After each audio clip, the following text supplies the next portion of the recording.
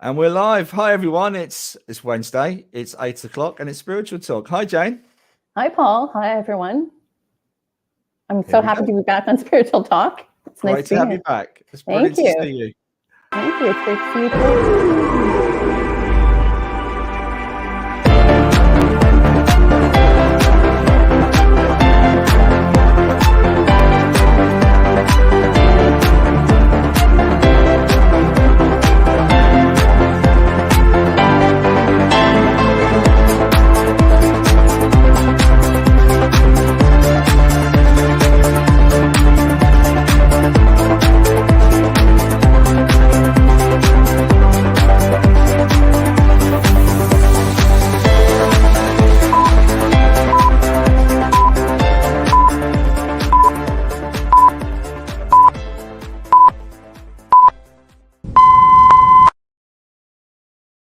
Hi Jane, and welcome back. Thank you so much. I always miss being on the show when I'm not here. But last week I did get pulled on, so. You did. You got the message, didn't you? Yes. I don't know what it is, and also when we practice pressing that button to do the intro, I always seem to cut you off. We need to practice that a little bit more. Yes, we do. Yes, we do. Okay. Well, this week we've got another great guest over, haven't we, Jane? Yes, we do. We're very lucky that he's come here today. Absolutely. We've got a gentleman called Paul Goddard. He practices NLP and also hypnotherapy, but he also specializes in past life regression. Should we get Paul on straight away? Oh, we definitely should. Hi, Paul. Hi, Paul. Hello there. Hi, Paul. If you don't mind, can you introduce yourself in a bit more in depth? Because there's a lot more to it than what I just said. No, I mean, it was fine. It was in a nutshell what I do. So I started off learning NLP, neuro-linguistic programming, literally to get myself over a fear of rejection. And I was delighted with how it improved my life. And I wanted to be a nightclub DJ, a radio broadcaster at one point, and that's when the fear of rejection was coming in. And I did have some sort of success, but I was sort of held back from the bigger stuff because I kind of thought people would think, what makes me expect for us to want an online like you when I phoned them up over the phone with possibly some swearing thrown in it as well. So I started to learn NLP to help myself, and it was actually at that point I thought, this is what I really want to do with my life. So I started in 2006 learning NLP. It went from diploma to practitioner to master practitioner. Between that I learned hypnotherapy, and some of that involved past life regressions. And from that point onwards, when I just learned the past life regressions during the hypnotherapy, I was just testing it out on a ghost hunt. I was doing a ghost investigation, and when we were on a break, I said, do you mind if I just practice a couple? And then from that moment, people liked it. My good friend Lyn Cinderey booked me for a couple of events, and then because I was getting more into past life regressions, I also joined with Maria Wheatley, who teaches past life regressions. Did a couple of courses with her. So although I do NLP and hypnotherapy, and a lot of my day job is helping people out with their stuck state to want to get to their desired state, I'm kind of mostly known for the past life regression work that I do. And particularly during lockdown, I was invited on quite a lot of live streams because a lot of the ghost hunting crew would do it not as a business but as a hobby, so they weren't able to go out and film, so they're kind of stuck wondering what to do. So during that time I was really busy doing live regressions with people, talking about the past lives. So yeah, and I haven't regretted it. I absolutely love it, and I find it absolutely fascinating, and I just love exploring and learning more about it. Yeah, awesome. So everyone's sitting at home going, past life regression. Now, it's such a major subject to talk about, and I don't know where to start, to be honest. I know you said you was doing having a paranormal or doing a paranormal experience, and you asked if you could practice on someone. Now, wow, there's so much within that. Had you practiced that, or something you found that you could do whilst doing your hypnotherapy? Somebody had an experience? Yeah, so part of the first with the celestial training that was past life regression. So we practiced on each other. So I was getting regressions through the team that I was with at the time which I was learning this, I was as a venue assistant in a music venue, which was really cool. Really loved that. But to get known for it, you have to get some practice in. And I decided I had 3 people and had a bit of an audience as well. But you know what? When you're doing paranormal investigations, when you see it on TV, you see all the best bits. Most of the time, it's a lot of a waiting round in the dark for something to jump out and say boo, or for something to happen. So it kind of created a little bit of interest. So I did know that I could do the past life regressions at this point, but I just thought it'd be something really good to practice, because when you're on a hypnotherapy training course, one of the things that you have to expect when you're doing hypnotherapy training, particularly the one which I did, which was an intensive training course, you're going in and out of hypnosis all the time. So people are very used to going to hypnosis. By the end of it, you could literally say, can you sit in that chair, please, and go into a deep trance, and you'll be able to do it because people are going to it that regularly. But to actually then do people that hadn't been through that experience, hadn't been taught, was good. And it wasn't long after that I started really thinking, okay, I'm going to take this on as my proper business now. And from that point is when I slowly started to do less of the night work when I was working, and start doing more. So eventually, a few years ago, I think it's about 2016, 2017, I fully stopped work and went full self-employed. We should also say to people that are listening, Paul has also agreed to do a live regression session. Although there is a little caveat to that, Paul. I'll let you explain that. Yeah, so if there is anybody that has clinical depression, epilepsy, or any issue like that they're under doctor's care, it's always advisable that they seek medical advice. It's not that if you don't have it, it's not going to trigger it at all, but it's just one of those things, particularly as well, is that you don't have the care and attention I could have while somebody's sat with me at the time. It's just something that we're all told to do as hypnotherapists to cover ourselves, as you can imagine that it's important to do that. So in terms of when you're regressing someone, has anybody ever had a bad experience? I mean, how deep do they go into their experience? I would have said if you interviewed me a couple of years back, maybe a few years back, a couple of years back, that everybody knows that they're who they are. They'll know that they're in the chair.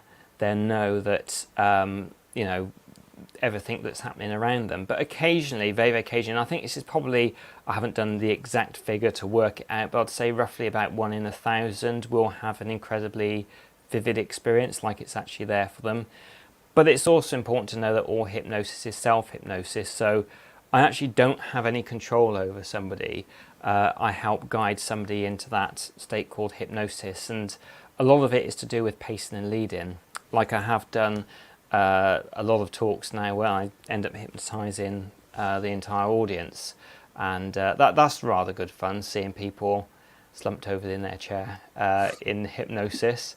But you kind of got to go at a general sort of speed. But when you've got somebody individually, you can just begin to see them relaxing, and then give more suggestions to help them relax. So all hypnosis is self-hypnosis. You're just helping to guide them into that state.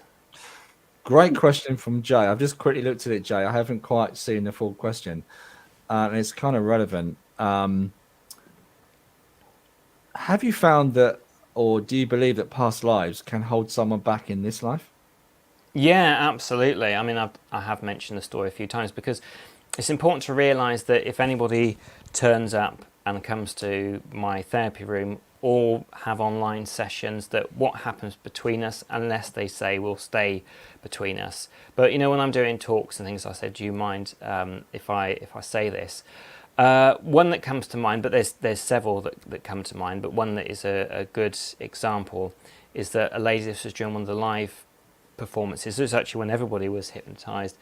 Okay. She went back to a time in a previous life when she was a businessman, and in past life regression you can be male or female, and during this time as a business person, they were kind of a hoarder, they were miser. They were just wanting to collect money. They were so focused on their business and growing their wealth that it was only this person that, when they're in the past life, realised when they were coming towards the end of their life, and when they were too sick and their children had grown up, and they weren't that healthy anymore, they were thinking, what have I done? I've just wasted all these years of what I could have had quality time with my family. So in the life that she was living now, she wasn't holding on to the money as she should do. She was spending it, giving it away too much. But actually, after having that experience of being this other person, afterwards she was able to have more of a work-life balance, and I'm pleased to say that it's still going good. So sometimes I do healing work in the regressions, but sometimes just by experiencing that, it can just shift stuff. So is that by suggestion, the healing takes place? It is by suggestion. So quite often we have emotional healing which may need to take place.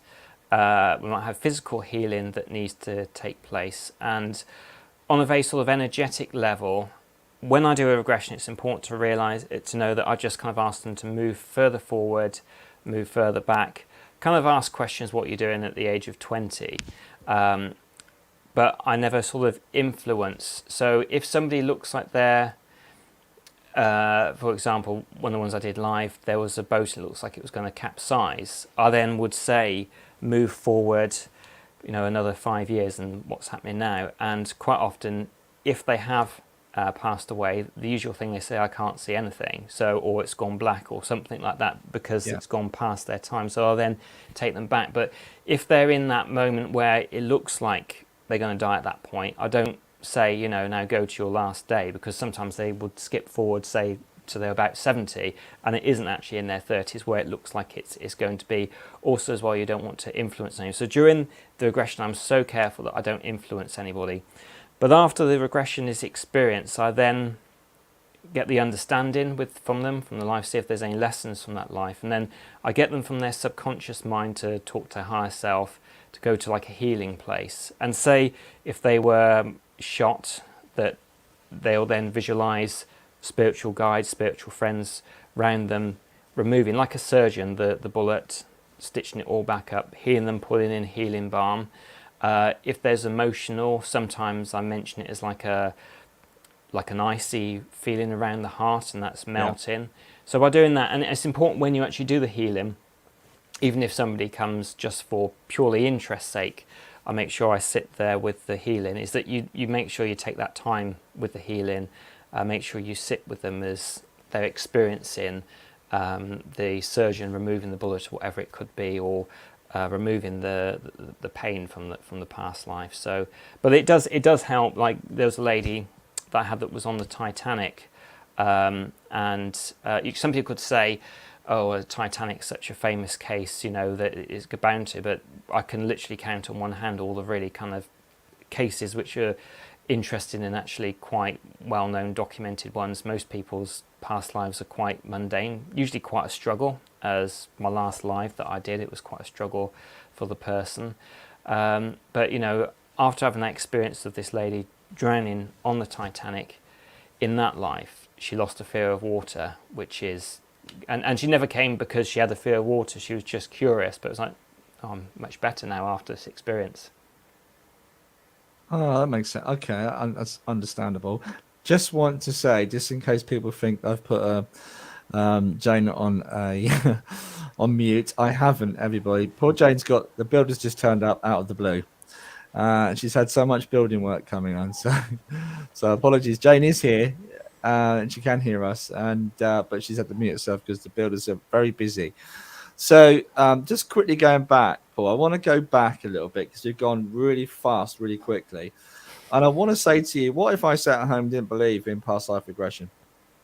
Well, to be honest, I never wished to really convince anybody of anything. I mean, the more I've done this, the more I'm certainly a believer in past lives. But I'm quite fine for people not to believe it. It's not my job to say it is true, it isn't. If people are interested, they can come to me. And I like to put kind of, although I'm more believer, but in what used to be known as the old-fashioned Greek sense of the word of skeptic, which now when people think of skeptic, it's a naysayer, whereas in the old-fashioned Greek sense of the word. It was one that had not reached a conclusion. So they keep on exploring. And there's lots of things that people say about twin flames, soul contracts and all that. I tend to, the work that I do is just what I experience with somebody in the chair and the questions that I ask.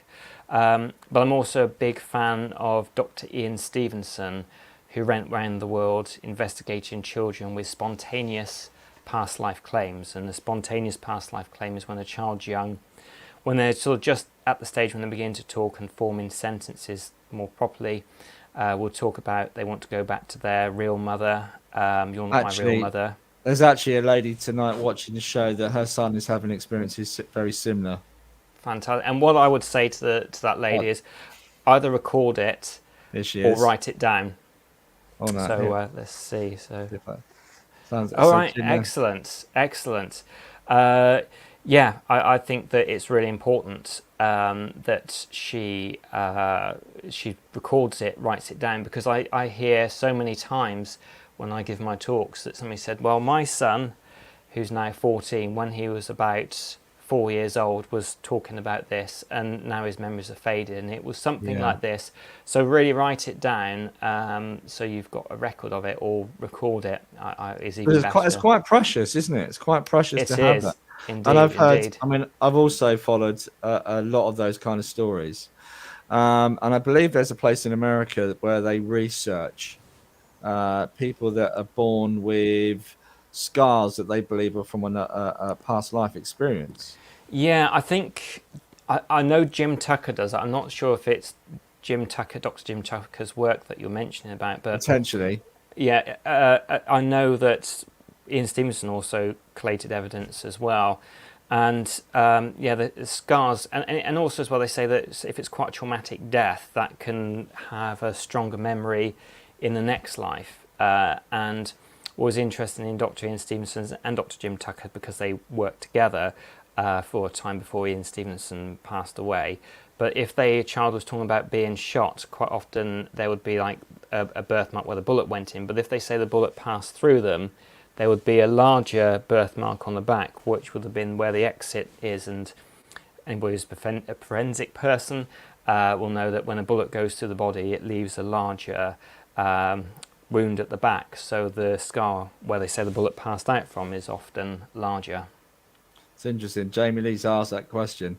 I was once told a medium that birthmarks are the marks from a past life. Is that true? Yeah, well, if you believe the research, then yes. Yeah, absolutely. So where do you think, what part, so because I believe we're one soul into many bodies. I think it was Brian Weiss that had that book, Same Soul, Different Body. And I think Sharon as well. Sharon's just mentioned that. So why do you think we don't remember our past life? It's a good question. Talking to mediums, they often say that you're put back. I mean, I don't know every single medium, but this is a lot of the ones that talk to me say that we think of it from a human experience, and why don't we remember? And a lot of the mediums, not all of them, say that they strongly feel that it's so you learn lessons in this life, and if you already knew everything before, you wouldn't learn anything. Also, as well, if you had that absolutely concrete, yes, I can just jump into another life. If, say, your life isn't so good, this one, I guess life wouldn't be so important to so many people that Absolutely. If they can just feel they can move to another one. Well, you just have a quick ending, and we'll go into the next bodies and see if I can be born into a rich family and have a very, very charmed life. Absolutely, yes. Yeah. So where do you think do you believe that, where do we keep these experiences? Is it within us? Is it within the physical brain? Or is it outside of us consciously? Or it could be the physical brain. And what's really interesting to kind of some of the things that a skeptical person will say under hypnosis, you can hypnotize somebody and say, go back to being a baby, a newborn, and they will remember it. They will remember the time often of being held in the mother's arms and saying, like, my precious little girl, my precious little boy, etc., etc. And I know a lot of people skeptical about it will say that you don't actually have the memories properly developed by that age in the brain, so that kind of rules out that this could happen. But the interesting thing is that certain scientists aren't 100% sure where memory comes from, because I'll try and put as little details down as possible, but there was an experiment with rats where they would get to go a maze to a treat, and horribly they kind of would experiment on the brain, and no matter how much parts of the brain these scientists would remove, the rats might have very poor physical strength and barely be able to crawl themselves to where they got to go, but they could always remember which direction to go to. So which kind of begs the question, you know, are there some memories out there somewhere, not just all in the head? Yeah.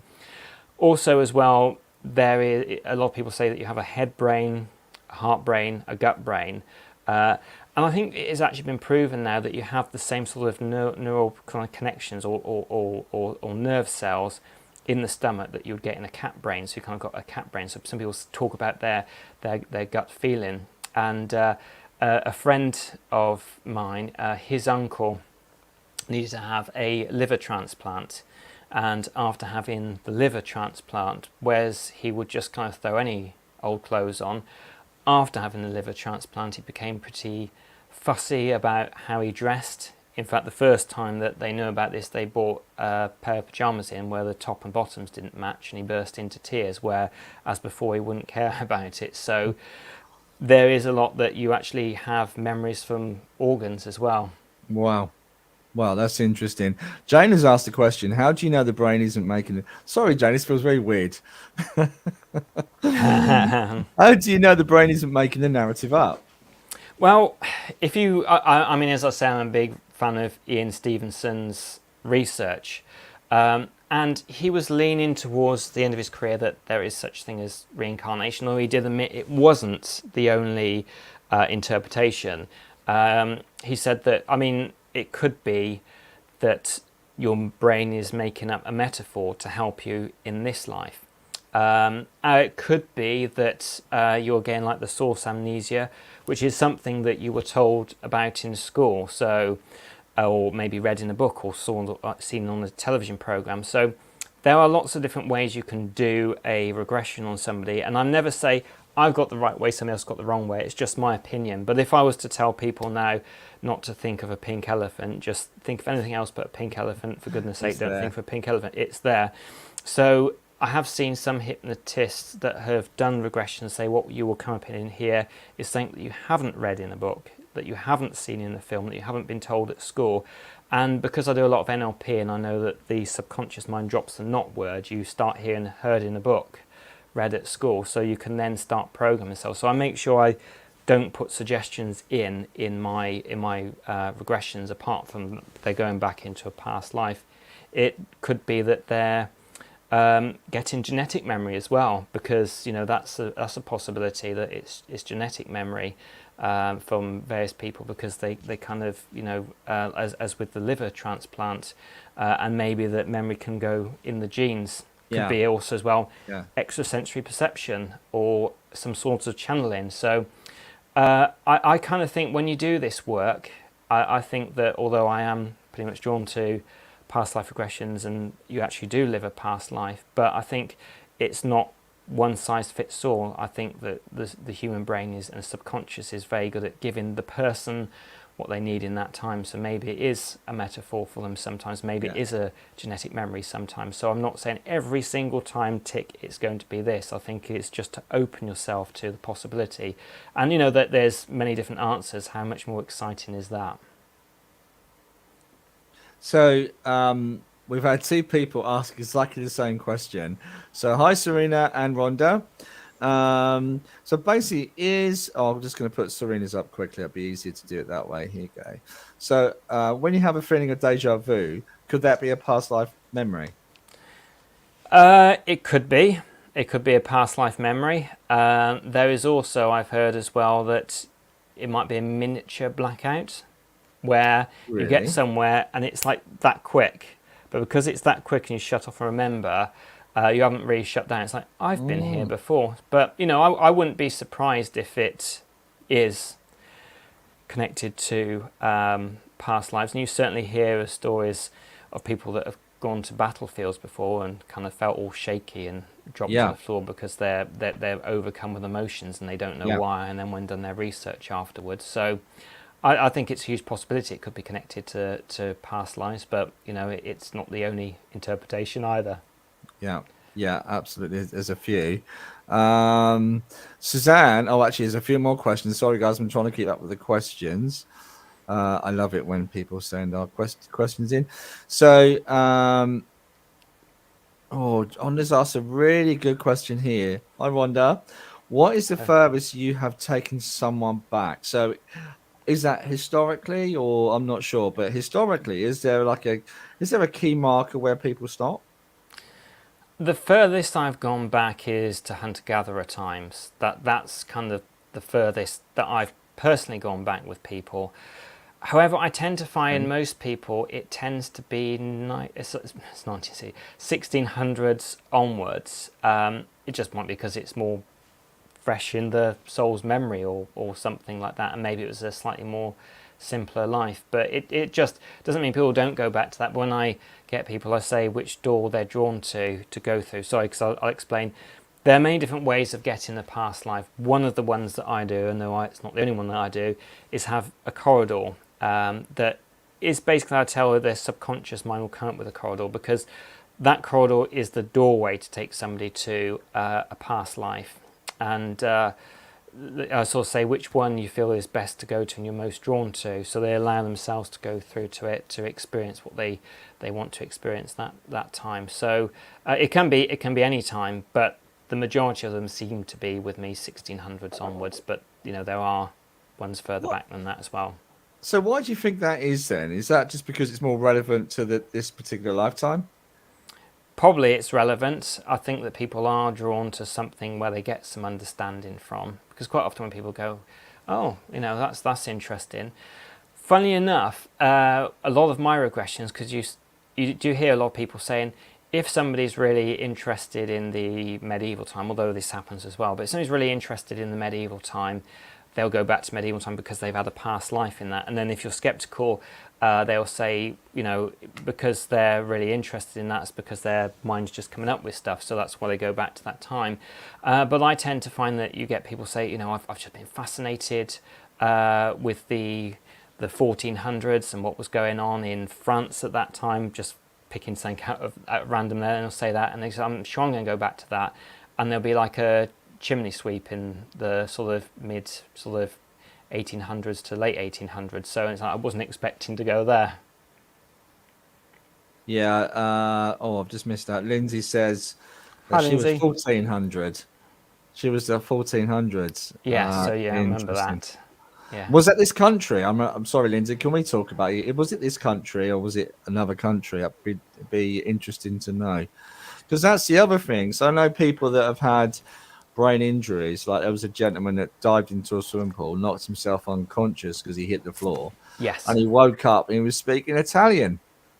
Yes, I have heard about that. That's absolutely incredible. And also as well, I heard another one where he did exactly the same thing, and was able to play the piano to concert level and just basically picked up a sheet of music and just was able to do it. So it can be a trigger for people with sort of brain injuries sometimes as well. Yeah, absolutely. Okay. Also, this is a good one. That is really interesting, Julie. Has anyone you have regressed been an animal? Yes, there have been. The ones that I can remember now, one was a whale. Interesting experience. Funny enough, there was somebody actually, they claimed to be a dinosaur. Not during one of my regressions, but they said they kept having vivid dreams as a child of kind of like something hitting the earth and having little arms and then falling over.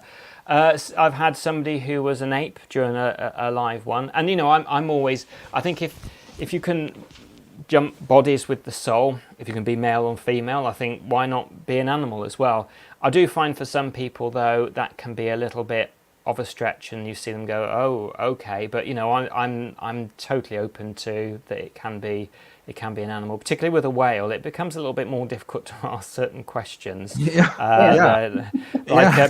Particularly, you know, when you're if they're doing it for interest and research, you can ask, what street was your house in, which town, what's the name of your local church, names, dates, and things like that. You can't particularly do that with a whale, but they were very happy to swim in.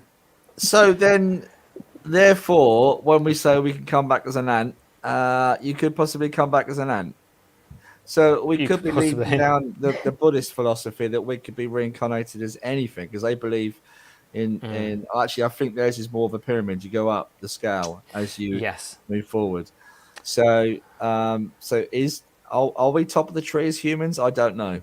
Well, we don't know. Maybe we go higher after that. Well, maybe there's more species around us. Who knows? Exactly. And Michael Payne, when he went to visit the Dalai Lama and had his monks write up thing, and they said that he was an elephant in a past life. Nice. Oh wow! Pat's made a good statement. Actually, anybody? Oh, Jane, are you back? I'm back. Hey, builders are gone. That's good. Yay, they have. Okay, brilliant. Welcome back, Jane. Thank you. So the floor is yours. Have you got any questions? There's a great one here from Pat that I wanted to ask. Can you see that one from Pat? This one here? Yeah, that's the one. So did it upset you seeing how you died? Does that normally upset clients? Sometimes it does. I often say you'll take on what emotions you want to take on. And, you know, in my early days, I think I was frightened of upsetting people and having it being a bad experience. I wanted to always be really positive for them. But then quite a few clients actually said to me afterwards, oh, no, I'd like to experience all the emotions and have a good cry.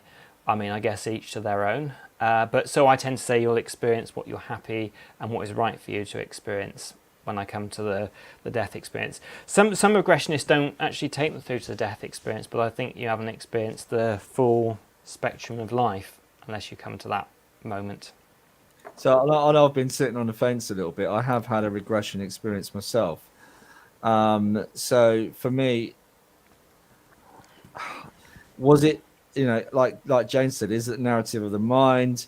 But for me, it was so real. I felt like I was saying to you before we came on, Paul, I felt the motion of the boat that I was on, and it was around 1700s, but I could feel the motion. It was so relevant. It was interesting, but the way I died in this experience, I had a bit of a medical condition.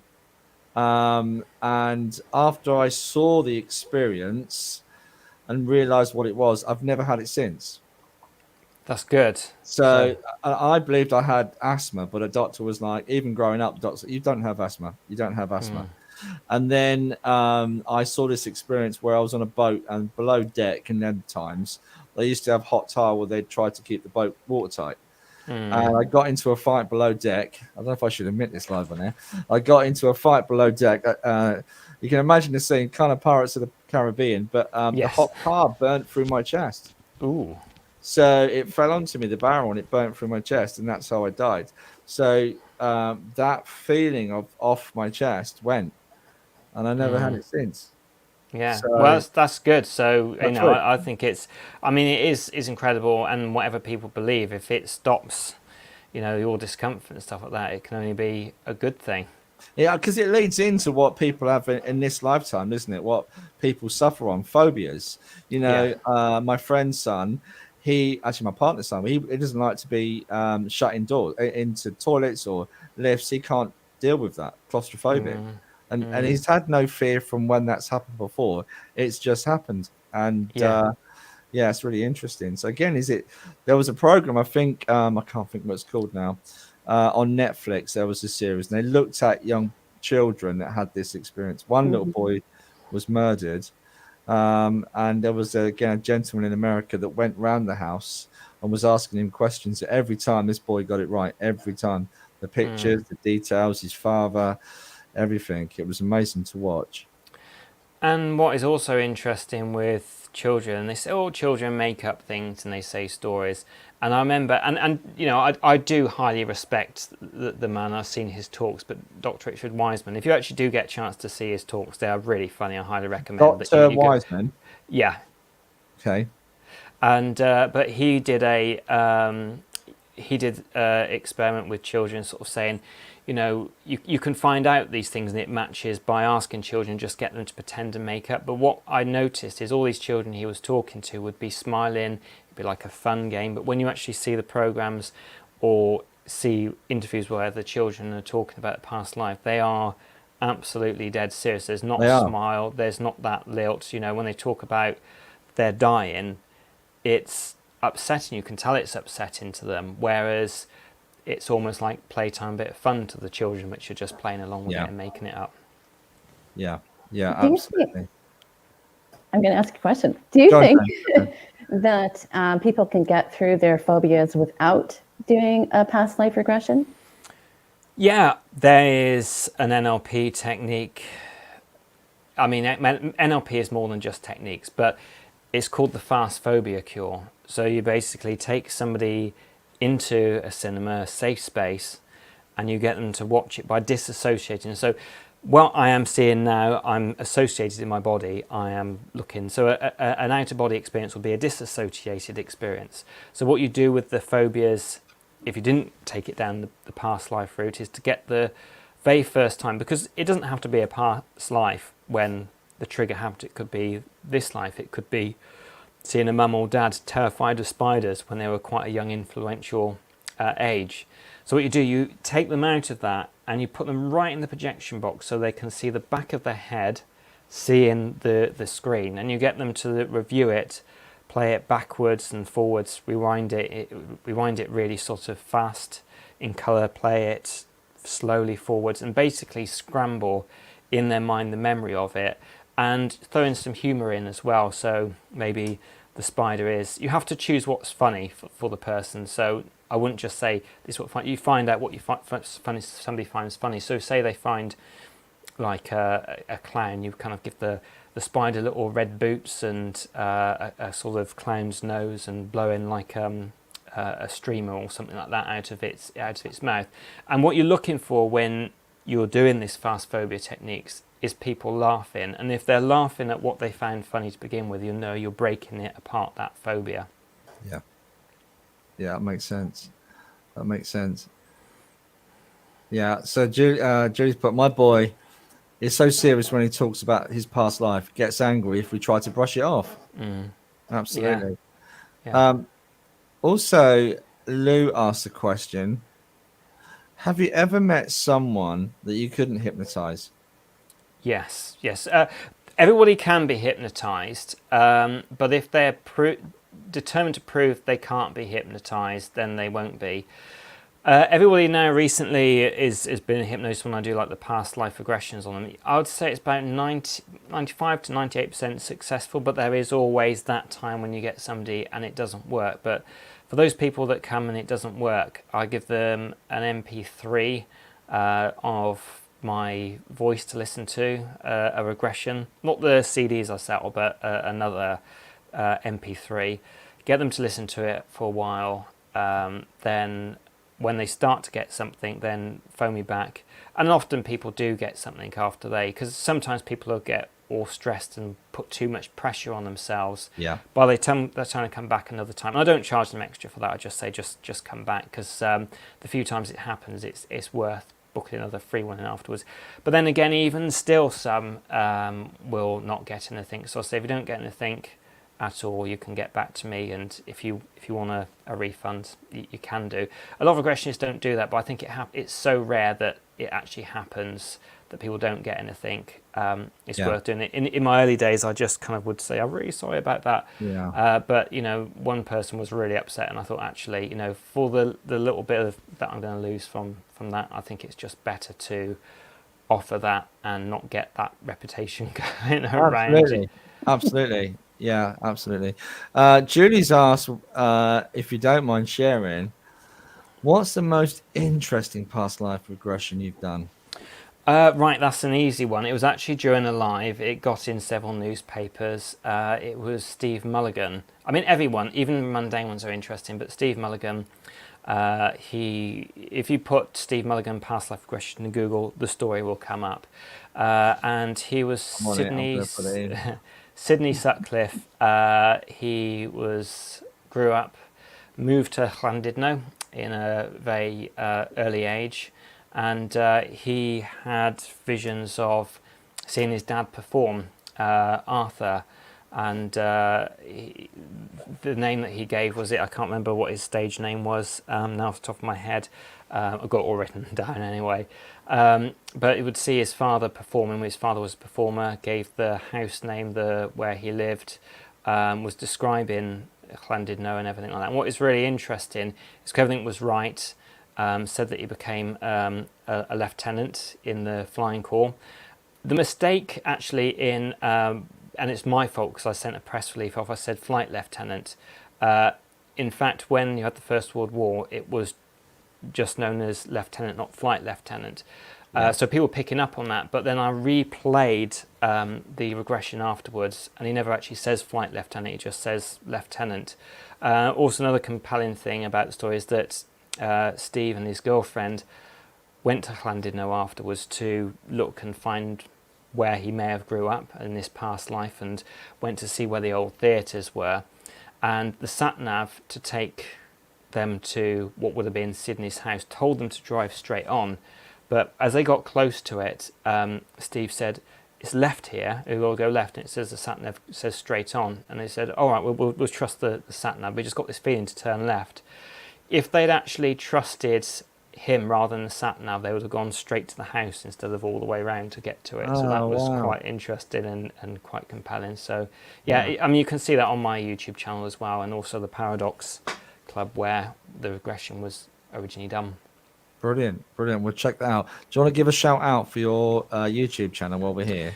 Yes, please. So it's Past Life Regressions with Paul Goddard on YouTube. If you're interested in the NLP, I've got Paul Goddard NLP and Hypnotherapy there on YouTube. I do have like another channel as well. That's quite a random channel. That's Paul Goddard. So if you want the self-help or the past life regressions, then go to Paul Goddard NLP and Hypnotherapy, or for the past life regressions with Paul Goddard. I've also got Facebook and Instagram. On the Facebook, it is called Paul Goddard Past Life Regressions. I tend to be a little bit more active on YouTube, but I do link the links to my Facebook. Yeah, brilliant. Also, if people are really interested, guys, if you want to come in the studio and do the live regression so we can actually have a little bit of interaction when Paul finishes to see whether you've got anything or whether you felt something or had an experience, we would love you to come in. So we'll just give you sort of 10 minutes or so warning. So if you've got your curlers in or you're in the bath, some people are in the bath watching. We've had that before. We have had a viewer come on and ask a question when they was in the bath. It was very funny. But yeah, no, we would love you to come in. And not in the bath though. Okay, so Laurie's asked the question. Hi, Laurie. Do you need multiple sessions usually? I believe that's feeding on from what we were talking about a little bit earlier. Yes. Well, no, you don't need multiple sessions. One is all you need. However, if you want to get more and more information from a past life, particularly because you get some people that anything you say is just like, where are you? And you click your fingers and they come out with it.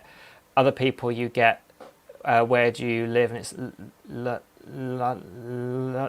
London. And but I tend to find when you hypnotize them more often, then the regression becomes easier. And the more times you hypnotize, the deeper you go in it. I mean, when I do my live, I often do like a fractionation technique where I take people in and out of hypnosis to begin with.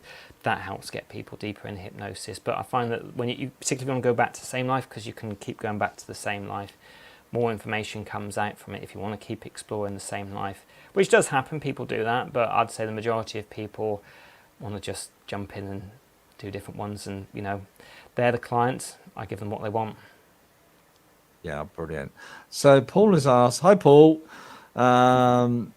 Have you ever regressed someone who then subsequently believes they are currently living the lifetime that they regress to? They take on the past life again. No. No, that I've not had that happen. So basically, they come out of it afterwards, and they're totally confused of who they are, and that they kind of still have elements of the past life. Is that what they're saying? I think that's what Paul means. The Yeah, other it hasn't. question No. on that, Paul. Also, I think there's a book out there. A friend of mine was telling me today, Dr. Bruce Goldberg, past lives and future lives, which is something that we've not talked about. Do you find people can go into future lives? They do. More people are interested in the past lives because, again, it's something that they can research. I'm open to all sorts of different things, and a lot of even scientists will say that time isn't just the straight line that we perceive it as. Even how time passes is different, because think about when you were a child, getting like to your next birthday seems to take forever, where it's like, my goodness, I'm another year older. It didn't seem 5 seconds since the last one. I mean, coming to Christmas, it doesn't seem 5 seconds ago since all the adverts came on this time last year. Also, as a fly, we'll see things slowly, whereas we see things quickly. But what is interesting is that, and do correct me if I'm wrong, if any child has said this, then please let me know.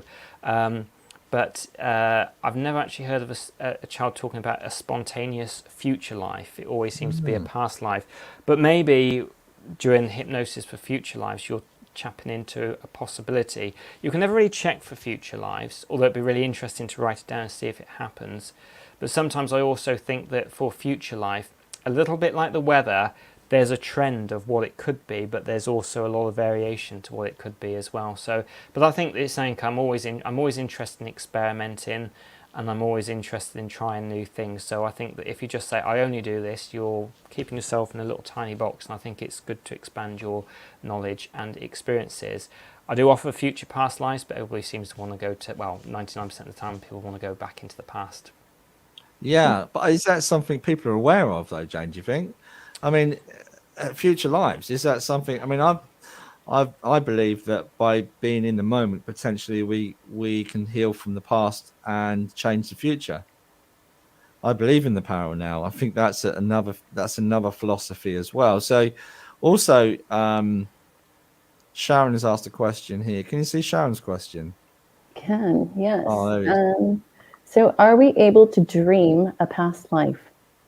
Sometimes I have clients had a recurring dream, and they go into the past life that same, but with more detail, exploring more of it, because the dream is often a particular section of a past life, and they're able to experience more than just what the dream is giving them. So I think it's a good possibility, and it does seem to indicate, at least some of the times, that happens. Yeah, and Eddie's put a good question. Can you see Eddie's? Yes. So have you ever had anyone recount a life on another planet? I'm sure I did another time, but it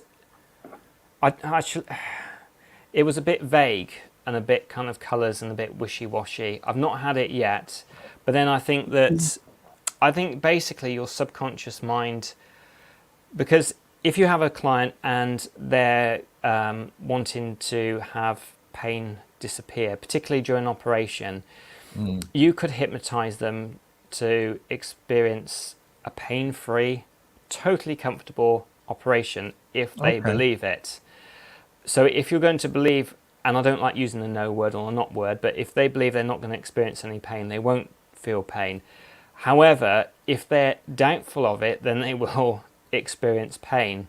So I tend to say things, if somebody's going in for an operation or going to the dentist, whatever happens, you just remain calm, relaxed and comfortable. That's all you do. Just focus on comfort whilst you're there. And that's a lot more easier for it to go through, rather than you not going to experience pain. I do say to them briefly at the beginning, it doesn't bother you, but I tend to not use negatives in the language that I do. So we were actually going somewhere with that. So remind me of what we were saying again. So I think we were talking about a life on another planet, weren't we? Yes. Oh yeah, so that's where we were going with it. So sorry, I think for some people, particularly new to it, I think they kind of sort of reject that part. When they experience the corridor I take people to, there are lots of doors. It'd be interesting to see. I mean, even this time I could go future, forward, or back. Just to see what people get with it as well. Would be really interested. I'm more than happy to, as I'm always interested in experimenting. So, I find it's something that people don't usually wish to go to another planet. Like a lot of people that I have are actually quite nice people, even if they've been horribly treated in the past life. And I tend to find those that actually are happy to go to a life where they're actually not quite a nice person are very spiritually developed, more so than me, because they're happy to go to that dark place because they're just so full of they've got themselves totally sorted now. And I think each of us does have that little bit of a darker side, saying something could get somebody's back and all those sorts of things. If they completely get rid of all that side of things for them, I think that they can just totally happy to go with that, knowing it's not them anymore. Yeah. Going back slightly though, you mentioned about people coming on and talking about twin flame connections. Do you get a lot of that? And is that a thing? Do people come across their twin flame or? I personally, Oh, by the way, Paul, this is a winner because everyone realised they got a twin flame. Everyone's going to be coming to you. Yeah, absolutely. Please come to me if you think you've got a twin flame. Yeah. I tend to not say during the regression, do you have a twin flame? A couple of times people recognise somebody from another past life, but I tend to, unless somebody says I want to go down that, I don't really come across it an awful lot. Doesn't mean it's not there. I'm just coming from the perspective I do, and I've lost count of me. I've done thousands upon thousands of past life regressions, and I'm not come to somebody who said, "Oh, they're my twin flame," or they're my soulmate, or anything like that. Doesn't mean it's not there, but that's not the information they're giving me. And I tend to talk about what I've experienced rather than what somebody else has said, like in a book. Not because I've dismissed it, but I'm an explorer and just finding what I've come across personally myself. Yeah, so I mean, it's time. Do you know what, guys? Thank you so much for being so interactive. We love your questions, by the way. It's been brilliant. But I've got another one. I'm going to hog this. I'm sorry. I've got to ask this question. So, does your brain protect you? Can you imagine? Now, I've grown up knowing that Adolf Hitler was potentially one of the nastiest men in recent history. Can you imagine? You can regress back, and there you are. Everyone's saluting you. You're Adolf Hitler. You've got to come back and live with that. Does your brain not allow you to see stuff like that? Or you murdered someone. What if you murdered someone? What if you honestly, the list goes on who you could be. I have come across somebody who was a Viking and they loved, one of their favourite things was going and pillaging the villages and drinking afterwards, and saying it's a really good thing. And they were, whilst they were in regression, they were totally they were totally loving it. They were totally loving it. It's not them at all, but they were happy to go to that. So I think it depends. I think your subconscious mind is really protecting you and will not allow you to go somewhere which you weren't. And I think there would be a fear that, I was this person. I'm not going to go there with that. Yeah. But it does happen. It does happen. Plus, as well, I think people mostly are nice. Most of the time. But it does happen occasionally where you get somebody but they tend to be the really spiritually aware people, which I say they're totally cool with going to that darker place. Yeah. Sharon's asked, can you see that one? That's a good question. Right, yeah. So what has been the weirdest experience? I've had a dragon trainer under regression, which was it was a regression that I did, and as I say, sometimes it takes people some time to go into that hypnosis, and I had a few others with me at the time. And it took for ages to get this person in, and they got it, and it was like absolutely, I was pleased they got something. And they mentioned a dragon in front of them, and I was like, oh no. And actually I don't laugh, but this time, because I think of the relief as well, I started to really try and hold back. I was biting my thumb as hard as I could. The other two that were in the room, including the friend as well, so there's three others in the room as well, were laughing, and they kind of realised that afterwards that we were laughing, and I just could not talk. But I did hear afterwards, and I want to try and retract the person again. But they did say the person who originally organised this, that the person they regressed to was somebody who wrote fantasy stories, so which is quite interesting. Yeah, because again, it takes us back into the mind, Yeah. going through the layers, I guess, isn't it? Yeah, exactly.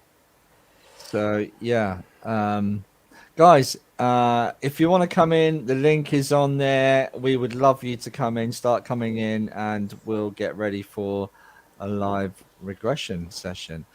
I'm just going to copy and paste again. It's going to be in there. We'd love you to come in. Don't worry, Paul's not going to get you to bark like a dog or run around like a chicken. He won't do that, I promise. At the start of regression, anyway. Yeah. We'll get nobody come on. Suddenly all our I'm numbers joking. Yeah. No, it'd be great for you to come in. It really would.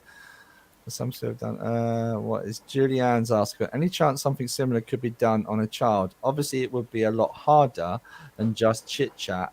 Wouldn't want to pressure him. I believe Julianne's talking about her son. How old is the son? No, he's fairly young, about 4 or 5. I could be wrong. I've not tried it on somebody that young. I would want the parents there, but I tend to find until they reach about 12, really, it's very difficult to get the focus. But I say write it all down. Also, I don't know if he talks in his sleep, but if you happen to, whatever comes out.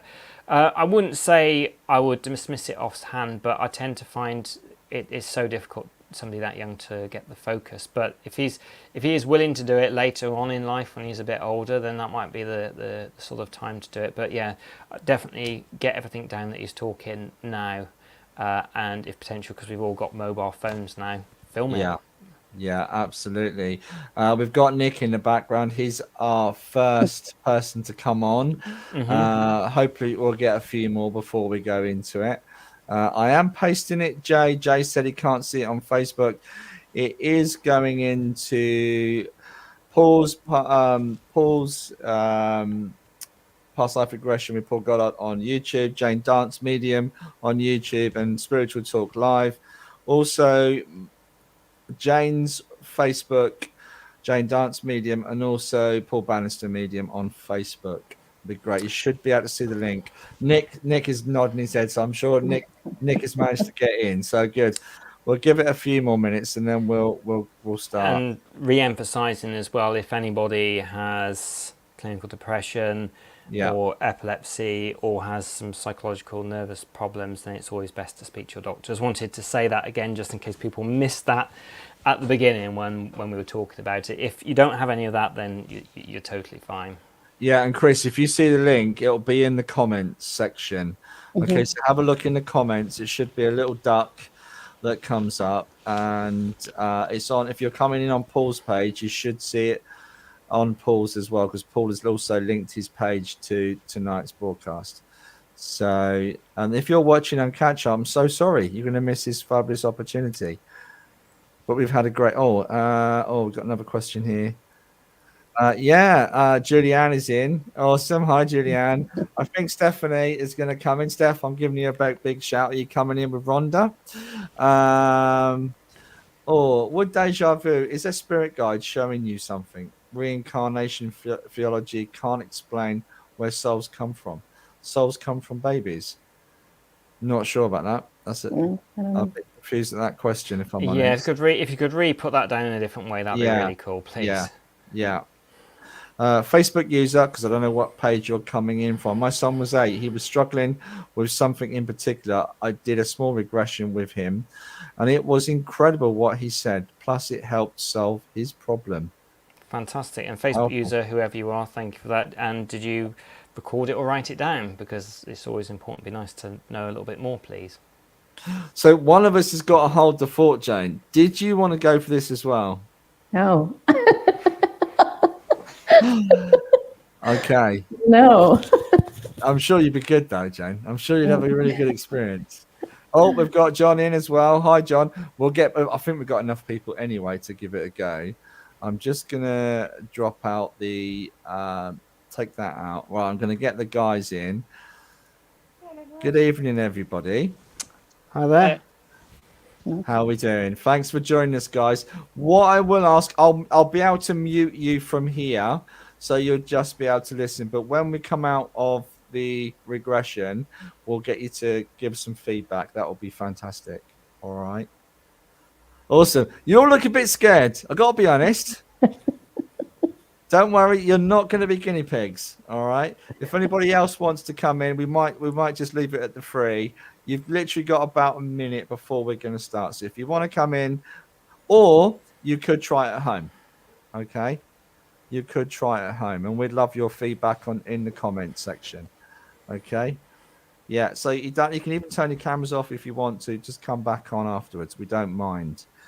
All right. Just in case there's that worry in case you dribble, and you're live on camera. And Suzanne's going to try. She's excited. So excellent. I'm not sure if I should try this or not, Jane. I think you personally should, Oh, gosh. All right. And if I start levitating, can you let me know? Certainly. Certainly. I think we're ready, Paul. Over to you.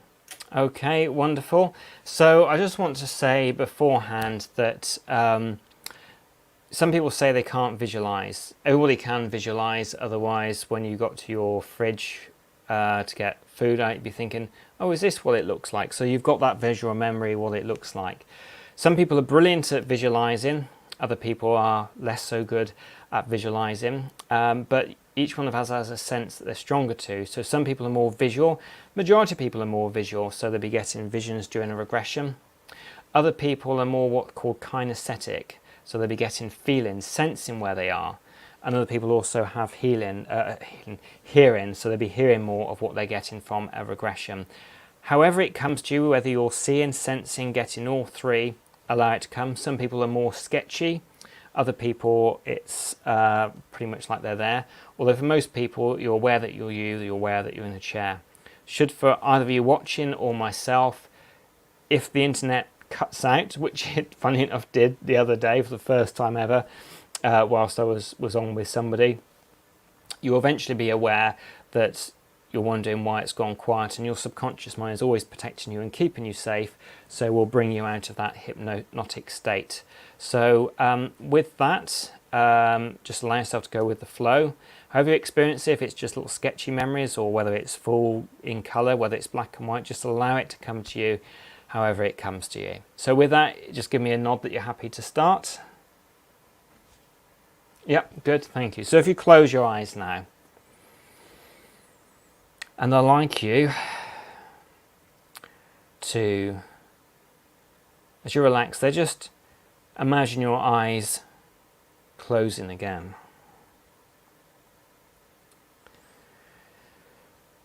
And notice where you feel the most comfort in your body.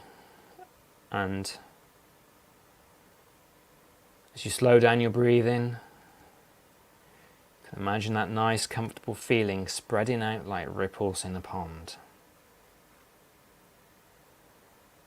And with your eyes now closed, I want you to imagine and pretend that your eyes are locked, glued, closed. They are locked, glued, closed. And holding on to that imagination and relaxation now. In a moment, I'm going to ask you only when I tell you to try and open your eyes. And when I ask you to try and open your eyes, I really do want you to try and open your eyes, but all the time, I want you to keep pretending that your eyes are locked, glued, closed. They are locked, glued, closed. So holding on to that imagination and relaxation. Just test for me now that your eyes remain closed. Very good. And send that relaxation down to the tips of your toes. Just allow yourself again to take a even slower deep breath now. And in a moment, this time really I'm going to get you only when I tell you to open your eyes. But when I tell you to this time, I just want you to keep soft focus and instantly then close your eyes. And any relaxation you now feel, you increase that relaxation much, much more. So just open your eyes, soft focus, and close your eyes now. That's good. Close your eyes now and relax deeper. Okay, just 2 more times. Just open your eyes, soft focus, close your eyes, and deepen that relaxation. 1 more time there. Open your eyes and close your eyes and double the relaxation again. And you can feel now so very sleepy, so very relaxed. And using your imagination, and just go to your very own healing, relaxing place, somewhere where you can just be, just relax deeply, seeing what you see, feeling what you feel. And this place can be a real place, or an imaginary place, or a combination of both. It's up to you. But here you're free to relax deeply in this beautiful, relaxing place. And as you relax here, you can be aware of my voice. You can be aware of yourself relaxing comfortably. You can be aware of yourself relaxing deeper and deeper and more deeply relaxed. And enjoy that relaxation now as I am quiet.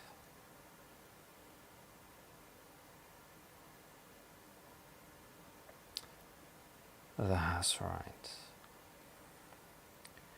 And now you've relaxed the body. It's now time to relax the mind. And as your mind relaxes, your body relaxes. And as your body relaxes, your mind continues to drift and float. Deeper, relax now. Deeper, relax now. And there are 3 levels to relaxation, from A down to C. So I want you now to allow yourself to relax down. Down, deeper now. Down, deeper now. Down, drifting and floating. So sleepy.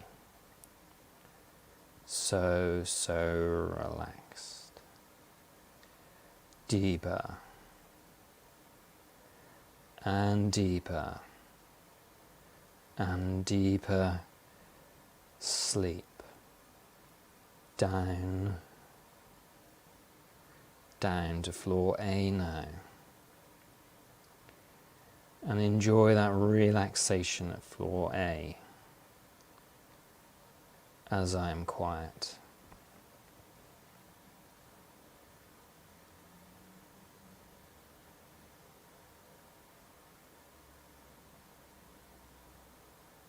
Very good.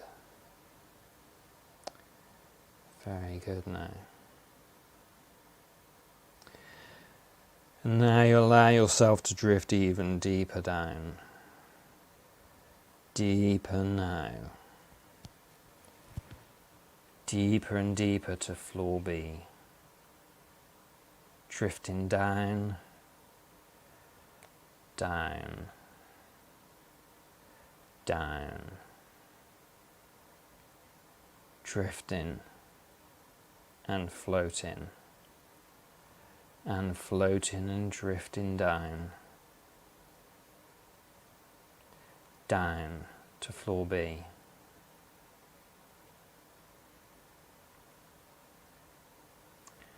And enjoy floor B as you relax even deeper and deeper. and deeper in floor B now.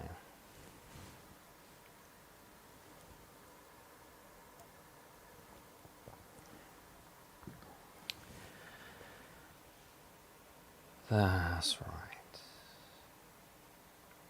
That's right, deeper and deeper. And now we drift down to floor C now, your basement of relaxation. Down, floating, sinking, drifting, deeper and deeper relax now. Deeper and deeper. So sleepy. So relaxed. Deeper and deeper and deeper sleep. So sleepy. So relaxed. Deeper and deeper and deeper sleep. Down to your basement of relaxation. Floor C now. And enjoy floor C as I'm quiet, as you continue to drift and float. Deeper relaxed.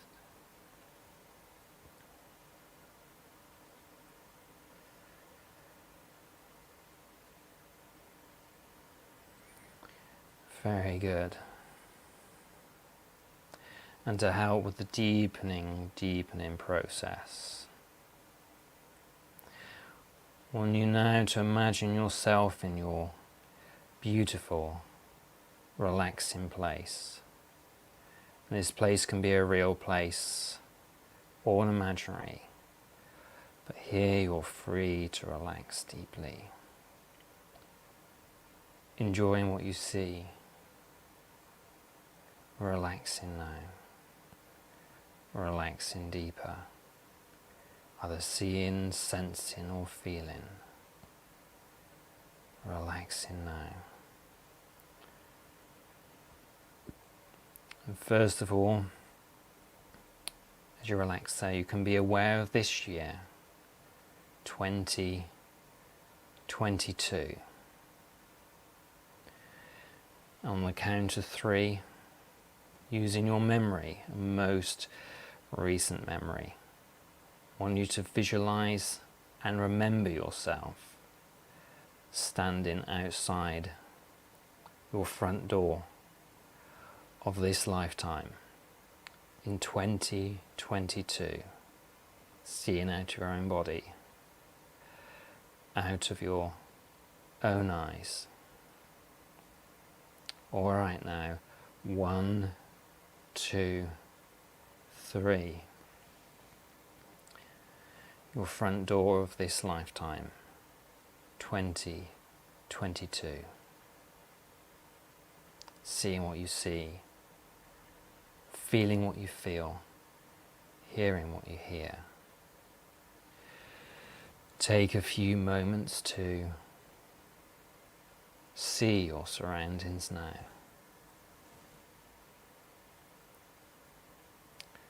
Is it daytime or nighttime? Is it sunny or cloudy now? Now what I want you to do is imagine yourself floating up higher and higher. Higher and higher now. Safely higher and higher, so you're looking down on where you live, like a bird's eye view. Taking in what you see here now, what you feel here now, what you sense here now.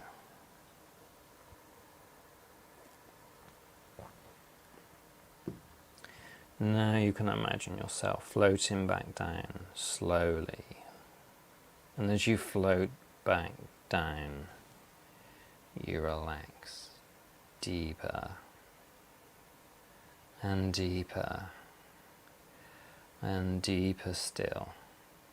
So you're back down on the ground where you started from. Very good. Very good. And on the next count of 3 now, you allow your subconscious mind to come up with a corridor for you. And in this corridor, there'll be doors leading off to either side. And each of these doors leads to an experience back in time, back to before you were born, way, way back to a life you've lived before this one. Alright, now if you haven't already, that corridor your subconscious mind creates for you. 1, 2, 3. Seeing that corridor now, or feeling, experiencing that corridor now, with the doors leading off to either side. Take a few moments to experience your corridor. What do you see? What do you feel? And is there a door that you're most drawn to go through, to go back in time, back to that life you've lived before this one? So allow yourself to choose that door. Allow yourself to walk down to that door now. And as you walk down to that door, you relax deeper and deeper and more deeply relaxed.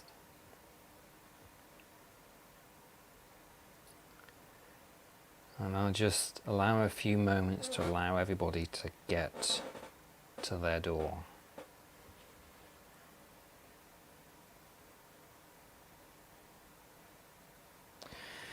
Now on the count of 3, as you look at your door, as you take in, you see it or sense it, being aware that soon on the count of 3 the door open back to that past life, way, way back to that life you've lived before this one. Alright, now on the count of 3 the door will open. You'll be pleased and delighted with whatever you can sense or see through that door. 1, 2, 3. The door opens to your past life now. And allow yourself to see what you see through that door. What do you sense or feel, using what senses work for you? And now allow yourself to walk through, back in time to your past life now. And the door for now closes behind you. Take some time now to truly see or sense your surroundings. What do you sense or see? And to help ground yourself now, you're aware of your arms and your legs in this life. And you can ask yourself the question now, how old am I? And allow the answer to come to you. You can be aware now if you're male or female in this life. Now the next count of 3, your name will come to you of what they call you in this life. 1, 2, 3. What is your name? And maybe you allow your soul or family name to come to you now.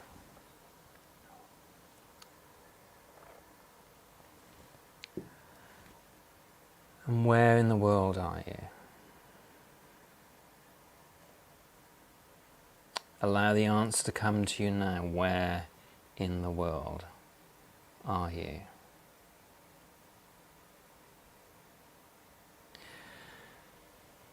And now allow the year to come to you. That happens now. What year is it? Allow these answers to come to you.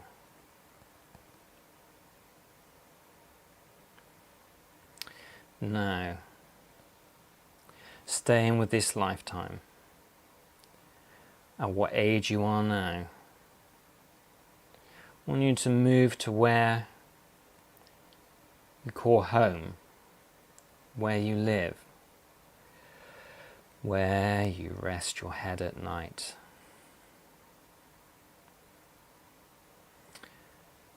If you haven't already, allow yourself to go to that 1, 2, 3.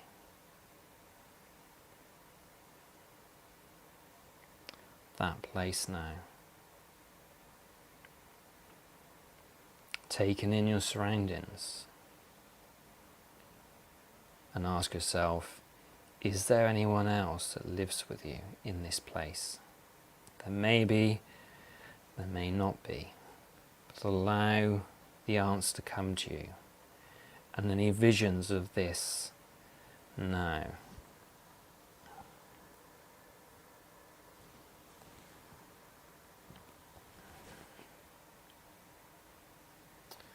Very good. And now to allow yourself to see what you look like. You can look at yourself in either reflection, in a mirror, water, any shiny object where you can see how you look. And that happens staying with this lifetime. 1, 2, 3. Staying with this lifetime. How do you look?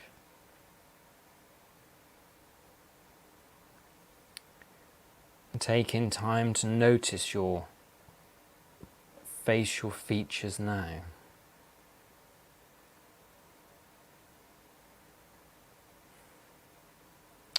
Very good. And whilst you're looking at yourself now, just be aware of any extra details that might come to you where you're looking at this now and what's going through your mind now as you look at your reflection of yourself.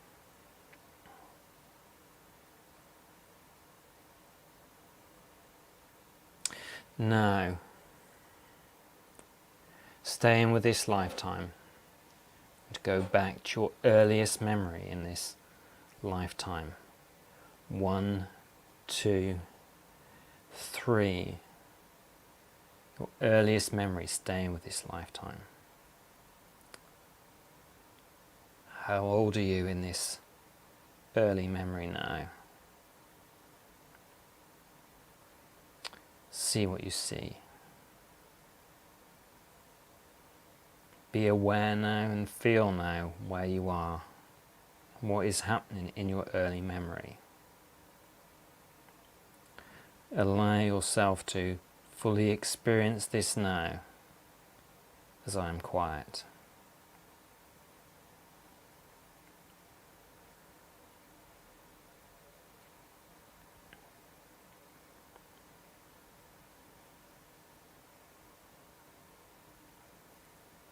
Very good.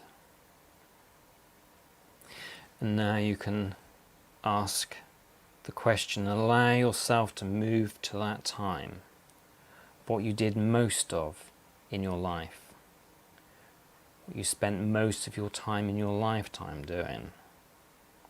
Allow yourself to go to that time now. 1, 2, 3. How you would describe either most of your work, most of your daily activities, whatever that is, that comes to you now. And what age are you now as you're experiencing this?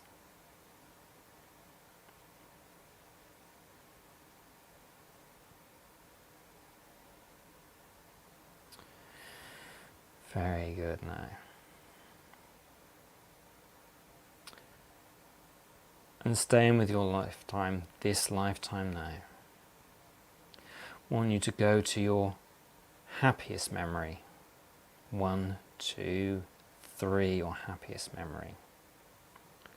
Seeing it, experiencing it, feeling it.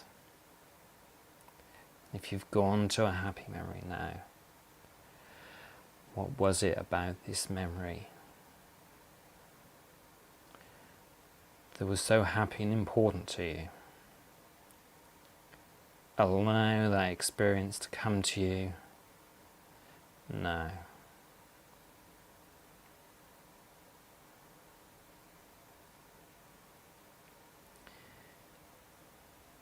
That's good. Allowing that information to come to you now.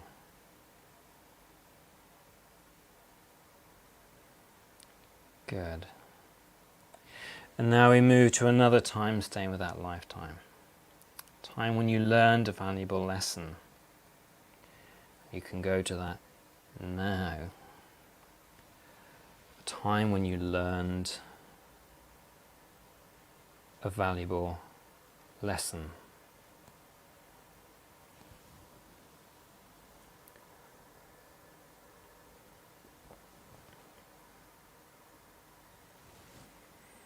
And what is that valuable lesson? And what have you learned from that valuable lesson that may well help you in other lives? Allow the information to come to you now.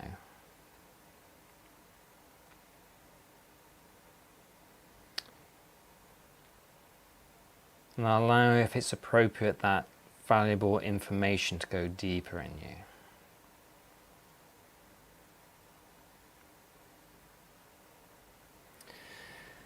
Very good.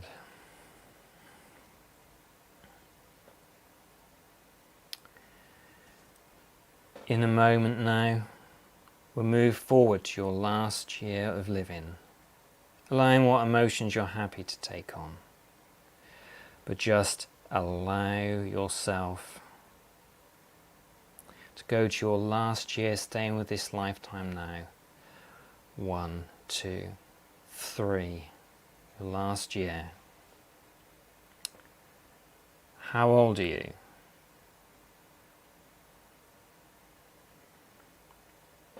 What's happening right now? And as you reflect over your life experiencing, allowing any snapshot from your life to come to you now that maybe I haven't asked you, you can be aware of these questions. What are the places you lived at? Did you marry? Did you have children? How would you describe your lifetime? And any message now from your higher, miraculous self, allow it to come to you now as I am quiet.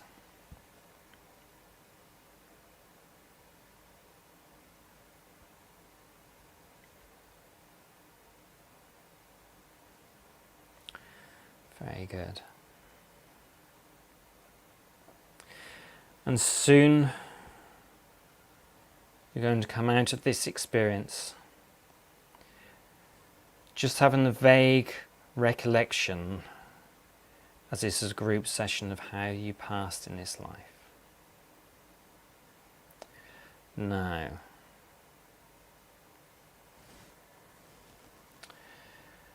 on the next count of 3, knowing you've had that full life cycle, we're going to go back to that corridor you started from with the doors leading off to either side. 1, 2, 3. And I can ask this question for you, which we'll talk about once you've come out of this deep relaxation. If you need any healing, just let me know, and that's something I can certainly do with you after this relaxing session has finished. But for now, you're aware that the door is closed, and all other doors for now are closed to your past life, your past lives, but can be reopened whenever you wish to. Soon I'll bring you out of this nice, deep, relaxed state. I'm going to count up from 1 to 3. On 3 and only 3, your eyes will be open. You'll be alert, refreshed, ready for the rest of your day or evening whenever you're watching this, experiencing this. You'll remember everything in the session with crystal clear clarity. All right now. 1, becoming aware of your hands resting comfortably. 2, small movements in your body signaling it's soon time to awaken. As you're coming round, you'll be reinforcing every single positive thought you've ever had about yourself. Get ready to awaken now on 3, eyes open, alert, refreshed, and ready for the rest of your time.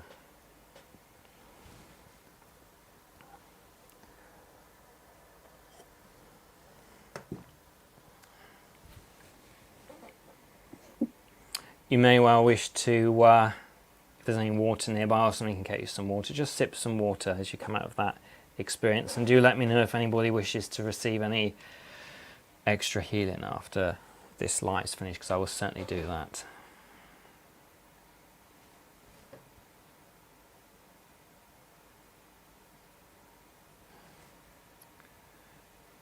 Welcome back to 2022. Oh. I see we lost Julie, so hopefully Julie's okay. Yeah, I just Julie. noticed she disappeared, so yeah. My phone died and poked me to tell me. Oh. Oh, right. Oh, dear. Your phone has died. Okay.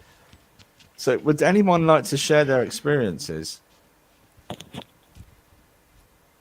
Is anybody that, if I can just unmute you guys. Hello. Hi, Nick. I wasn't Nick that spoke. Was that Hi, Nick John. or John? I think it was John. John spoke. Oh, Hi, sorry. John. Good evening, gentlemen and ladies. How are you? Thank you for that. Yeah, I just 30-year-old living in London. With 3, there was 3. I didn't get the connection. What it was? Servant, female, Jacqueline. You know, yeah, it was a bit surreal, but it was cool. Yeah. You was a female, John, was you? I was a female, yeah. Oh. Awesome. Yeah, I was a cleaner or housemaid. That I could mess. That's what I could work out, and it was just hustle bustle on the streets and all that. You know, pretty close encounters, whatever was happening. So, did you have any sense of time? 1870. Oh wow. Wow. Good.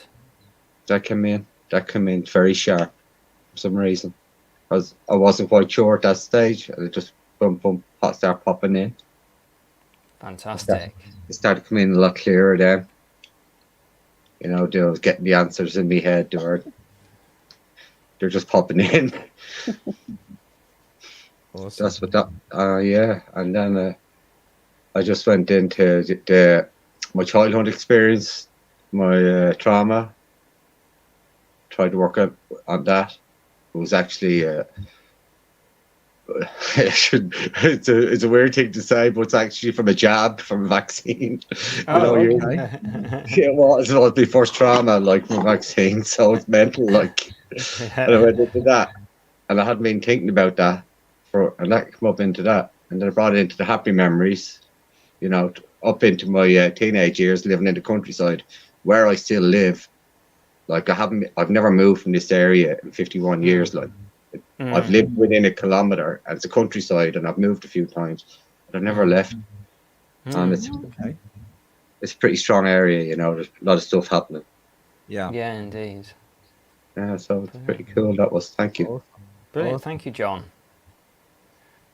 How about you, Nick? What would you like to share? Yeah, I got a surname. It was short, Okay. and it was all I could hear was so I got it in like 1943. Mm. So I could hear sort of like guns firing, but it's all around sort of like the early memory was sort of based about being a 5-year-old, and it's in Bethnal Green. Mm. Wow. But the rest of it is it's all a bit hazy after that. So Yeah. 1943. Was you fighting? Well, I couldn't see. All I could hear was sort of, like planes going around and like the guns going off. Yeah. Mm. Yeah. But yeah, thank you very much for that. No, it's good. Sounding like I had a more auditory kind of aesthetic experience that some people Yeah, also get it it's more definitely like an that as well. experience. Brilliant. Thank you. Awesome. Awesome. And Paul, what about you though? Did I was you? going to say, anybody at home, if you want to share it, just write it in the chat. Even when we go off air, people will still be able to see the comments afterwards. So we'd love to hear your experiences. But so I don't know whether I had a block. So I went, honestly, I just went. I don't know what I was doing. And I went so deep, like I was in a womb. That's the only way I can describe it. And I don't know where I was, what I was doing. It was just like I was in a state and like I've been asleep for the last. I've just realised we've been gone about 25 minutes. Yeah. I just remember there was at one particular point I was so relaxed and so in the right space. It just it's just I was quite happy to say that. And then I've lost consciousness. That's the only way I can express that. I lost consciousness, so I don't actually know what happened, if I'm honest. So I have no recollection of memories, sounds, noises, just in this dark space. Yeah. So So it's interesting. So when I have people either online or in chat, it's an individual one-to-one, you can kind of time and see better how deep they're going, because you did look quite deep. Also as well, you're in a smaller picture than I would do. It's just one-on-one. So when you have somebody there, you can know how deep to sort of take them and just ask a few more questions. If they look like they've gone too fast, are you still with me, kind of thing like that. Yeah, so Sharon's put my head nodded off a few times. So, It did. Yeah. Wow. Yeah. So I don't know. Maybe I fell asleep. Maybe I went into it. I didn't feel like a sleep, but suddenly I became aware of you now come back, become aware. Yeah. So I couldn't have been asleep. Yeah. So I don't know. There is also some people do go really deep. It's actually called, it sounds more frightening than it is, but it's called Esdel's coma state, where literally they drop right down as far as you can possibly go in hypnosis, and they're just not aware of anything. And nobody was with you, but you can always tell when somebody's in that state. One, if you pinch their arm, they don't react in any way. You know they're in it, and also so you can lift somebody's arm up, and when you're in that state, it will just completely stay there. You can And stay that like was that me. for ages. It And could that have been was you. me. Yeah, That's yeah. what it felt like. Like I just didn't know where I was. Like I wasn't conscious, Yeah. or when you can go into meditation. Mm. Yeah, I was really deep. Yeah. Chris has asked, would that be a beta or delta state? Well, doubt it, because I do the from normal waiting consciousness beta down to alpha to theta to delta. I think there is, some people say there's even one below that, but there's also other hypnotherapists I've done both ways of training, where hypnosis is somnambulistic state, and then below that is Esdel's coma state. But yeah, probably in delta, or maybe even just a bit lower than that. Brilliant. So I'm not sure what that was for. Whether, because I struggle with doing trance, and I always go off and I'm out, and I'm not sure what happens, but I must get that sorted. Do you ever experience that though? Sorry, Paul, we could be or not asking you millions. No, of I'm more than happy to answer questions as long as people are interested. Yeah, I'm happy to go for it. Yeah. Well, in a trance state, then have you seen people go into trance that come through with spirit? Is that something you even believe in, that process? Because obviously your experience. Yeah, I believe in it. I actually find mediums are quite good. Again, they're like the people who you say just close your eyes and go into a trance, and they're pretty much there anyway without me needing to do anything. I've seen mediums do the transfiguration, where like the the facial things change. And at one point I used to go to a lot of paranormal events, but all the mediums I've seen, they tend to be more picking up from spirits. It tends to be more platform work that they do, although a good friend of mine, watching Hello Lana, I know that she does some channeling stuff, so it'd be interesting to be there. But also aware that people, it may be like a private thing they're doing as well, but if anybody's happy to demonstrate that for me, I find it very interesting. I do notice that people do get themselves in that lower brain frequency, and you can see them going off to what looks like me hypnosis anyway when they're going, and at least what I've seen with like the transfiguration trances. See, I've done that. I've done transfiguration before, and someone has mentioned there was a gentleman over my face. So whether that was because I'm something that I can do naturally, I don't know. But it was really interesting to go so deep, and like I don't know what I was doing, where I was, or who I was. I had nothing. There was nothing. Yeah, that was awesome. And to do it live on Spiritual Talk, that's a little bit weird. I'm glad you know you didn't get anything. It was awesome for you. It was. It was because it was also like a state of deep relaxation. Yeah, but I wasn't aware of I was in that state. So that's the only way I can explain it. And I agree. Rhonda has put on here tonight has been totally amazing. Thank you, Rhonda. It has. It really has. And I can't agree more. Paul, it's been absolutely brilliant. Do you know, we've been going an hour and 40 minutes. Yes. And I know, Paul, you're live again tonight, aren't you? You're going out on a show in America.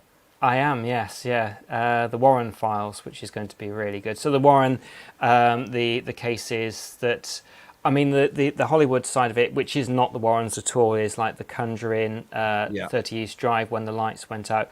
That's kind of the Warren cases obviously turned to make it more sort of Hollywood, but the grandson Chris still continues, and the idea is that they really go out there and help people, and it's kind of just it comes from a very good space. So I'm on that talking about reincarnation tonight as well. So is that going to be live on your YouTube page? It's not going to be on my YouTube page, but if they look up the Warren Files, if you type that in, you should see it up, and reincarnation, you should see the live coming up soon. If my friend Lana's in there, you can put a little question, a little comment to make it pop up for people, please. So it's on Facebook and YouTube. Brilliant. Okay, guys, thank you ever so much, Paul. We can't thank you enough for that, and Thank you so demonstrating much. your ability. It's brilliant. I really enjoyed it. Oh, thank you. Yes. And we're back this time next week. Well, I'm actually not back, Jane. It's you and Alice, isn't it? Yes, The that'll be lady show exciting. next week. Yeah. Yes. And it's the amazing Andy Bing is the guest. So we look forward to seeing Andy on Spiritual Talk. But for now, everyone, we'll see you. Well, I'll see you in 2 weeks, but we're And I'll back see you this next time. week. Yeah, next week. Bye, Yeah. everybody. Take care. Bye. Bye. Bye.